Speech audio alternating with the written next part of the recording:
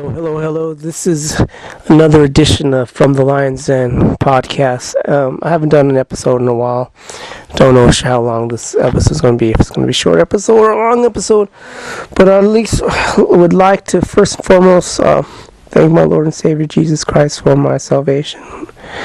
And the good news of the cross, and only the cross which saves, of Jesus.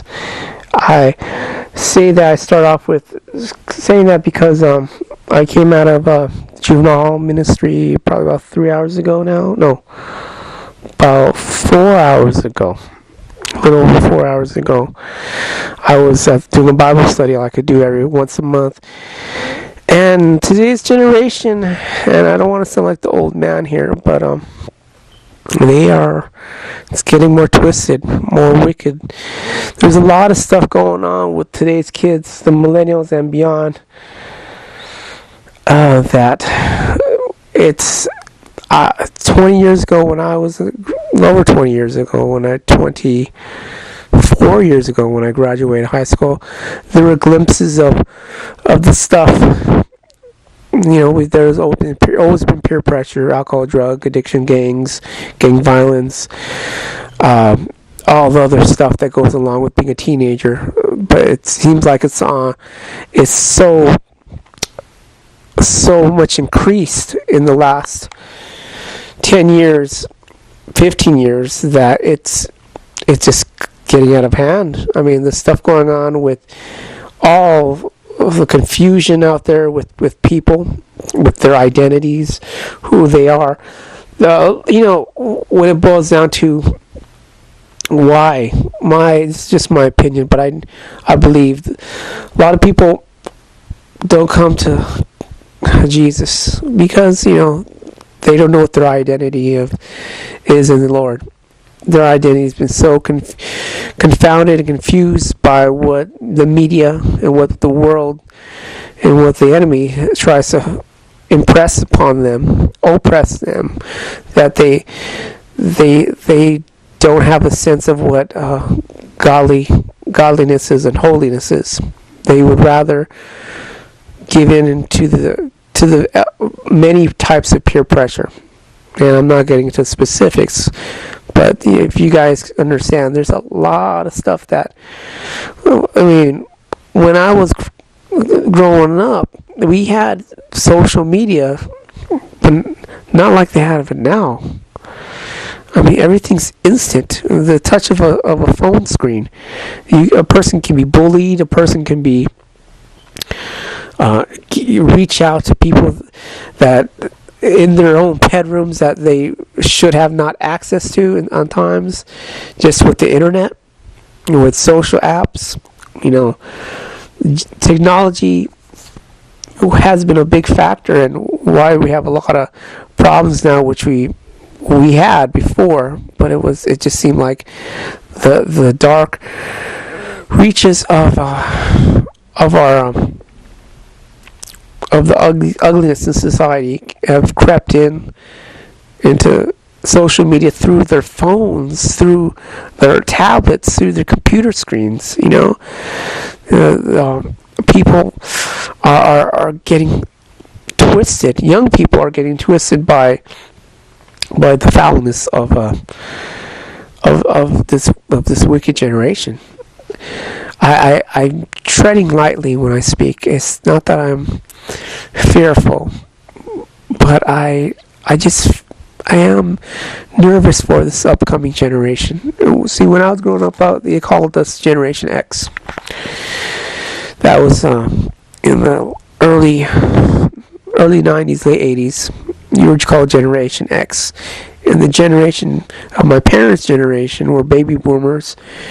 They would look at my generation and saying, "Oh, they're a lost cause. They're full of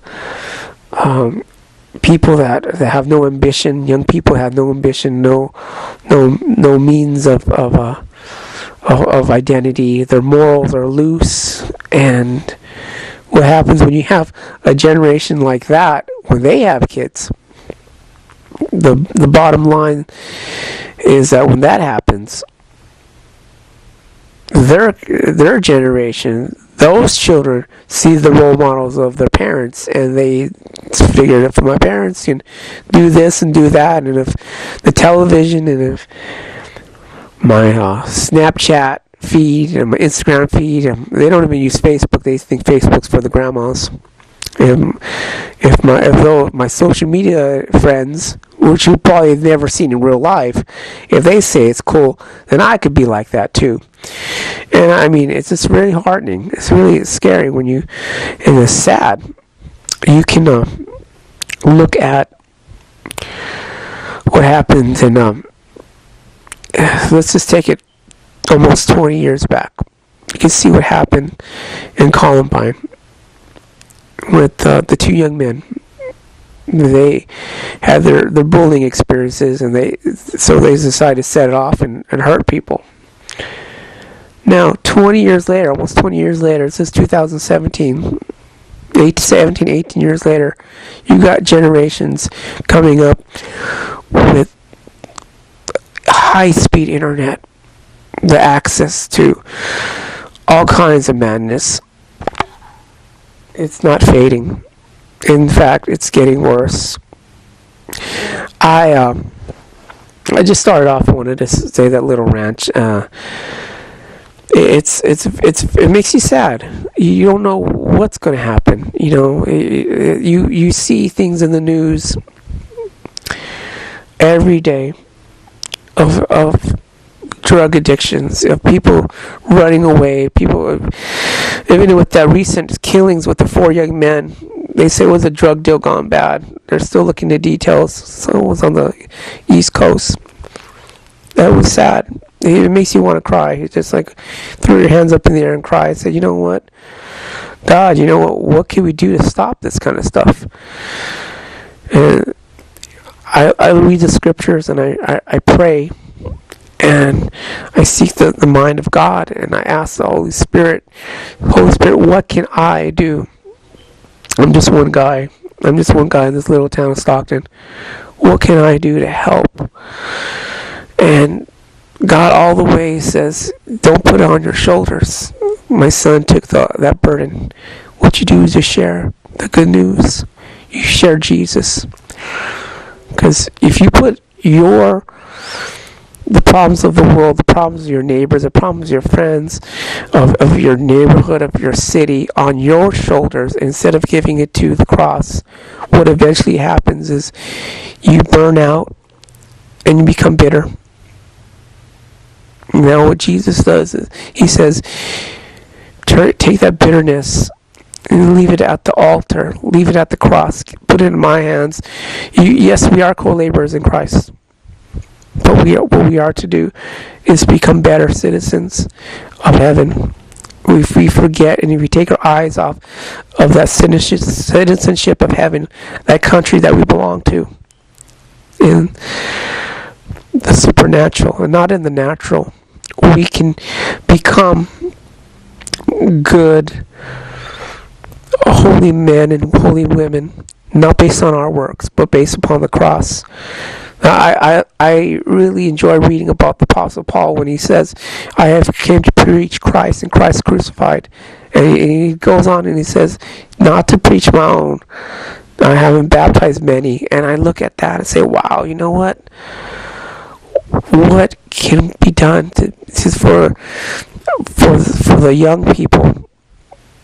And it just boils down to praying and fasting and showing through your actions.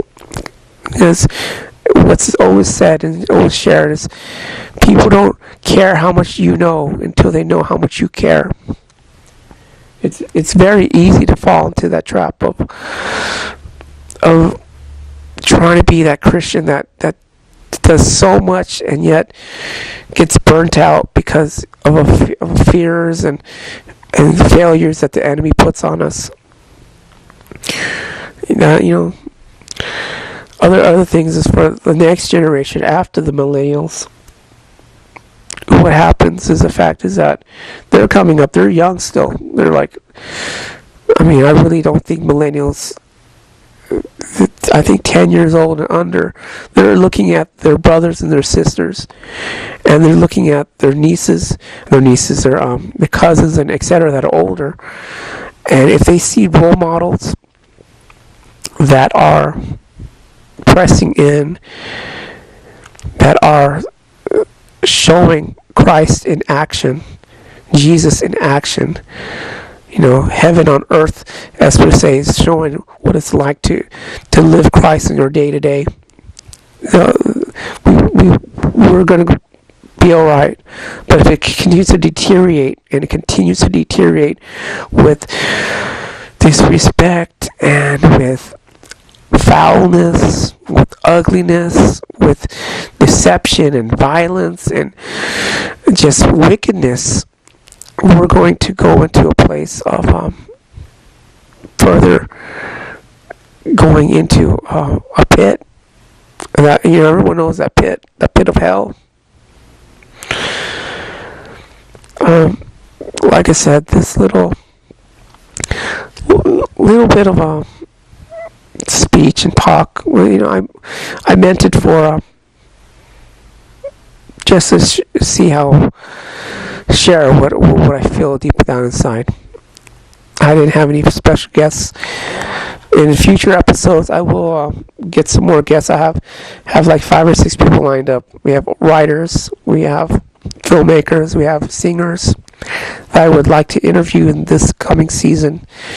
But for now, that's my little spill. All right, talk to you later. Bye.